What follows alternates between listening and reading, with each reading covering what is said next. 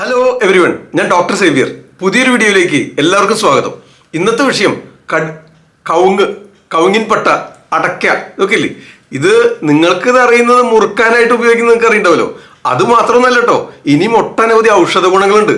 നമുക്കിത് ഗർഭാശയ ശുദ്ധി വരുത്താൻ, പ്രമേഹം ശമിപ്പിക്കാൻ, വായ്പുണ്ണ് ശമിപ്പിക്കാൻ, ഇതുകൊണ്ട് ദന്തധാവന ചോറിന് എങ്ങനെ ഉണ്ടാക്കുക, നടുവേദനയ്ക്ക് എങ്ങനെ ഉപയോഗിക്കുക, സ്റ്റൊമറ്റൈറ്റിസിനുള്ള കഷായം, പ്രമേഹം ശമിപ്പിക്കാം, ഇതൊക്കെ ചെയ്യാൻ പറ്റും. ഇതെല്ലാം വിശദമായിട്ട് ഇന്നത്തെ വീഡിയോയിൽ പറയാം. വീഡിയോ സ്കിപ്പ് ചെയ്യാതെ അവസാനം വരെ കാണുക. ഓക്കെ, ഓരോ മിനിറ്റും ഓരോ സെക്കൻഡും വിലപ്പെട്ടതാണ്. മുഴുവൻ കണ്ടാലേ നിങ്ങൾക്ക് കാര്യങ്ങൾ മനസ്സിലാവുള്ളൂ. എല്ലാം വിശദമായിട്ട് പറയാം കേട്ടോ. അപ്പൊ അതിനു മുമ്പ് നോക്കേ, ഇതിന്റെ ബൊട്ടാനിക്കൽ നെയിം എന്താണെന്നറിയോ? അരീക്ക കറ്റേച്ചു എന്നാണ്. പാമേഴ്സ് ഫാമിലിയാണ്.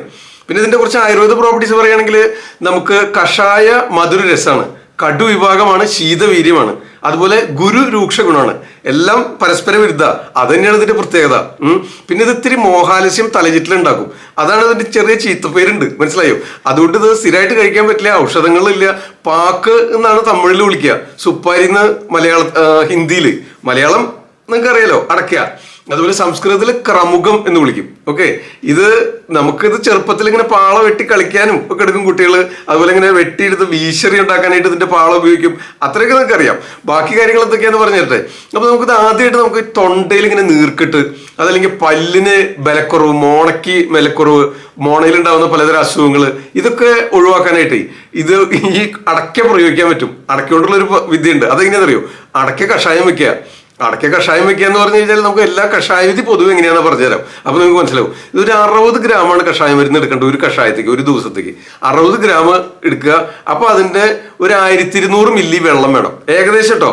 അത് 1320 കറക്റ്റ്, 1250 കറക്റ്റ് എന്നൊക്കെ പല അഭിപ്രായങ്ങളുണ്ട്. പക്ഷെ നിങ്ങൾ പൊതുവായിട്ട് ഒരു 60 ഗ്രാം മരുന്ന് കഷായം വെക്കാനായിട്ട് 1200 മില്ലി വെള്ളം വെക്കുക.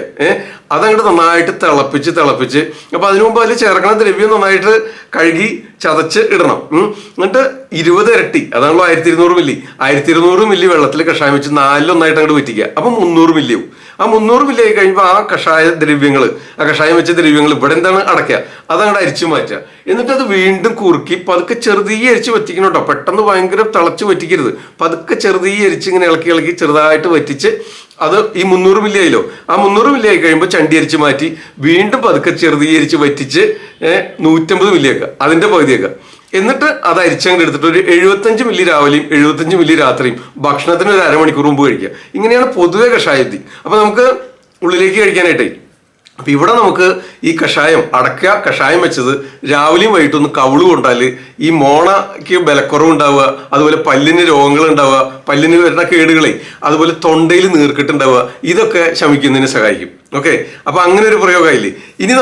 ഇനി ഒട്ടനവധി കാര്യങ്ങൾ പറയാൻ കേട്ടോ. നമുക്ക് ഗർഭാശയ ശുദ്ധി വരുത്താനായിട്ട്, പ്രസവശേഷം സ്ത്രീകളെ സംബന്ധിച്ച് ഗർഭാശയ ശുദ്ധി വരുത്താനായിട്ട് ഇത് പ്രയോഗിക്കുന്ന ഒരു വിദ്യ ഉണ്ട്.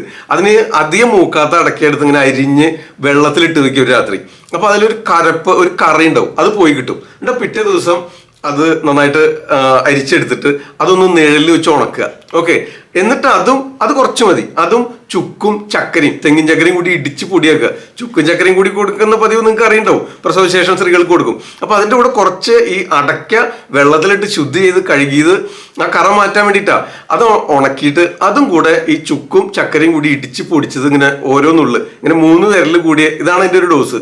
അത് ഇങ്ങനെ പലവട്ടമായിട്ട് കഴിച്ചു കഴിഞ്ഞാൽ ഗർഭാശയ ശുദ്ധി വരുത്തുന്നതിനായിട്ട് സഹായിക്കും. അപ്പൊ അതൊരു 7 ദിവസം അത് കൊടുക്കാം. ദിവസം ഒരു 4-5 പ്രാവശ്യം ഇങ്ങനെ ഈ 3 വിരൽ കൂടി പിടിക്കുമ്പോൾ കിട്ടുന്ന അളവ്. ഓക്കെ, അത് പലവട്ടമായിട്ട് കഴിക്കാം. ഇനിയിപ്പോൾ ടീസ്പൂണിന്റെ അളവ് പറയുകയാണെങ്കിൽ ഒരു 1/4 ടീസ്പൂൺ ഇതൊരു 4 പ്രാവശ്യം കഴിച്ചൊരു ദിവസം, അങ്ങനെ ഒരാഴ്ച അങ്ങോട്ട് കഴിക്കാം. ആദ്യം ഇപ്പോൾ ഗർഭാശയ ശുദ്ധി വരുത്താനായിട്ട് പ്രസവരക്ഷ ചെയ്യുമ്പോൾ ആദ്യം ചെയ്യേണ്ട ചടങ്ങാണ് ചുക്കും ചക്കരയും കൊടുക്കുക എന്നുള്ളതാണ്.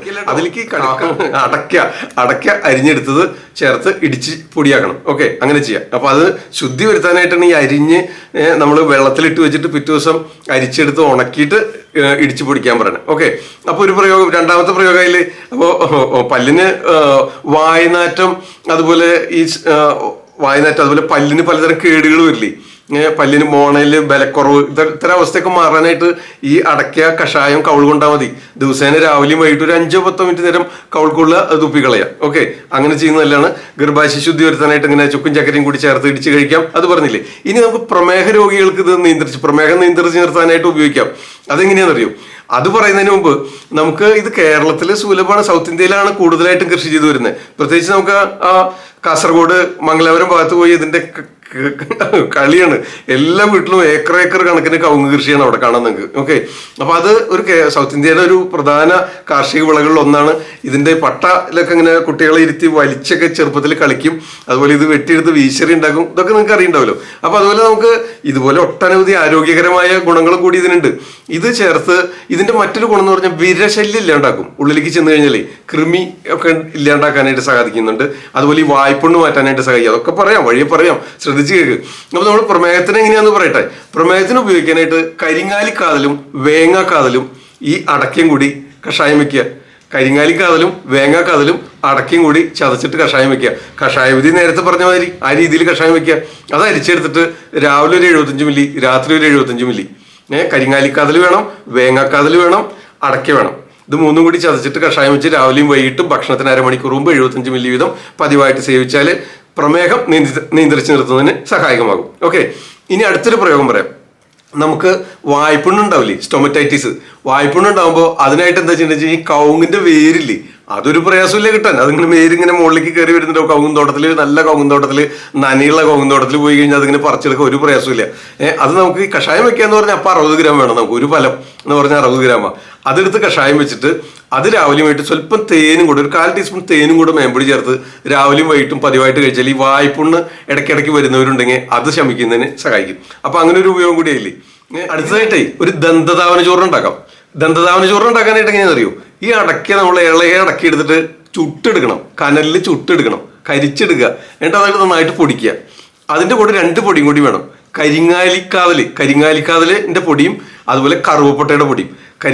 കരിങ്ങാലിക്കാതലിൻ്റെ പൊടി, കറുവപ്പട്ടയുടെ പൊടി, അടയ്ക്ക കരിച്ച് ചുട്ടെടുത്ത് പൊടിച്ചെടുത്ത ഭസ്മം. ഇത് മൂന്നും കൂടി സമമായിട്ട് നന്നോണം മിക്സ് ചെയ്ത് കഴിഞ്ഞിട്ട് അതുകൊണ്ട് പതിവായിട്ട് പല്ല് തേക്കാമെങ്കിലേ ഈ മോണയ്ക്കുണ്ടാവുന്ന പഴുപ്പ്, ബ്ലീഡിങ് ഗംസ്, അതുപോലെ പല്ലുകൾക്കും മോണയ്ക്കൊക്കെ ബലം കിട്ടുന്നതിന് ഒക്കെ സഹായിക്കും. അപ്പോൾ ഒരു ദന്തധാവന ചോറിനും ഇതുകൊണ്ട് ഉണ്ടാക്കാം. 3 ഐറ്റം വേണ്ടു. അടയ്ക്ക കരിച്ച് ചുട്ട് കരിച്ച് ഭസ്മം പൊടി എടുക്കണം, കരിങ്ങാലിയുടെ പൊടി, അതുപോലെ കറുവപ്പട്ടയുടെ പൊടി. ഇത് മൂന്നും കൂടി സമമായിട്ട് ചേർത്ത് നന്നായിട്ട് മിക്സ് ചെയ്ത് വെക്കുക. അത് ഉപയോഗിച്ച് പല്ലിങ്ങനെ തേച്ച് കഴിഞ്ഞാൽ ഈ വായിലുണ്ടാകുന്ന അതുപോലെ സ്റ്റൊമറ്റൈറ്റിസിനും വായ്പുണ്ണിനും ഒക്കെ നല്ല തന്നെയാണ്. വായനാറ്റം ഉണ്ടാകുന്നതിനും സഹായകമാവും. ഓക്കെ, അപ്പൊ അങ്ങനെ ഒരു ഉപയോഗമായില്ലേ. ഇനി നമുക്ക് മറ്റൊരു ഉപയോഗം, മൂത്രത്തടവ്. പ്രത്യേകിച്ച് ഈ പ്രോസ്റ്റേറ്റ് ഗ്ലാൻഡ് എൻലാർജ്മെന്റ് ഒക്കെ ഉണ്ടായിട്ട് ഒരു 50 വയസ്സ് കഴിഞ്ഞവർക്ക് മൂത്രം അങ്ങോട്ട് ഫ്രീ ഫ്ലോ ഉണ്ടാവില്ല. മൂത്രത്തടസ്സം അനുഭവപ്പെടും. അപ്പൊ അത് ഇടയ്ക്കിടയ്ക്ക് കുറേശ്ശെ പോവുക, അന്ന് ഫ്രീ ആയിട്ട് പോവില്ല, പോകുമ്പോൾ ഒരു തടസ്സം. ഇത്തരം അവസ്ഥകളിൽ അത് ഈ പ്രോസ്റ്റേറ്റ് ഗ്ലാൻഡ് എൻലാർജ്മെന്റ് കൊണ്ടാണ് പൊതുവെ ഉണ്ടാവണേ. അതല്ലാത്ത അവസ്ഥകളും നമുക്ക് ഉപയോഗിക്കാം. എങ്ങനെയാണെന്നറിയോ? അടയ്ക്ക ഉണക്കിയെടുക്കുക. അടയ്ക്ക ഉണക്കിയെടുത്തത് ഇളയ അടയ്ക്ക വേണം, അധികം മൂത്തത് വേണ്ട. അതിങ്ങനെ അരിഞ്ഞെടുത്ത് തണലിൽ ഉണക്കിയിട്ട് ആ ഉണക്കിയെടുത്തത് ശർക്കരയും തെങ്ങിൻ ചക്കരയും ചേർത്ത് ഇടിച്ചങ്ങോട്ട് പൊടിക്കുക. ഇളയ അടയ്ക്ക അരിഞ്ഞ് തണലിലിട്ട് ഉണക്കി പൊടിച്ചെടുത്തത് തെങ്ങിൻ ചക്കരയും കൂടി ചേർത്ത് ഇടിച്ച് പൊടിച്ച് വെക്കുക. അതിങ്ങനെ 3 വിരലിൽ പിടിക്കുമ്പോൾ കിട്ടുന്ന അളവില്ലേ, ഇതിങ്ങനെ ഡെയിലി ഒരു 3-4 പ്രാവശ്യം വായിലിട്ട് അലിയിച്ചിറക്കുക.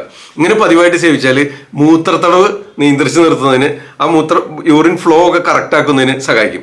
അതുപോലെ തന്നെ മറ്റൊരു ഉപയോഗം കൂടി ഉണ്ട് ഇതേ സംഗതി കൊണ്ട് തന്നെ.